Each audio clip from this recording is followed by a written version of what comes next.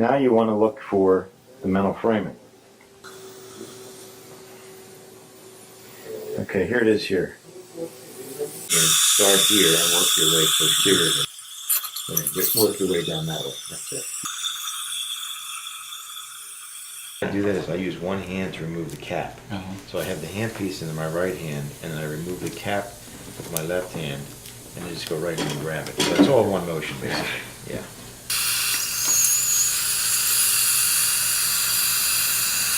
Is you put the bit on first, and then put the wrench on top of it, because it's easier. See, that's 6-sided, that's only 4-sided, and that lines up easier.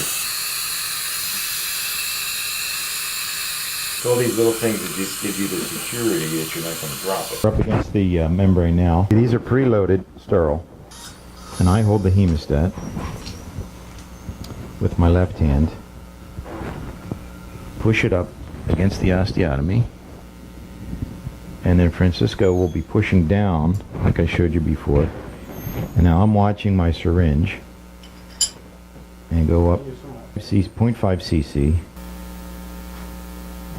When you see the heme coming through, you know you're getting pressure, and I can feel in the syringe too there's more resistance.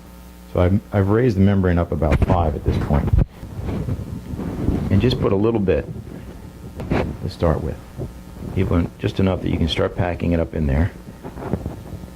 Just tell the patient open real wide so they know that you're going to be putting the implant in. You want to hold the vial in the one hand. I use the wrench to just lift off the cap, and then reach in, grab the cover screw, and this wedges on. Let's take this to the mouth. The implant is nice and clean, so we don't have to worry about it.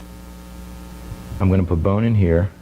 You loosen it up, you put it in here, then you separate it till they touch both sides, and then lock it in place. Now that it's locked in place, it's not going to go anywhere. You can actually make marks here all along, and I'm just going to connect the dots that I made.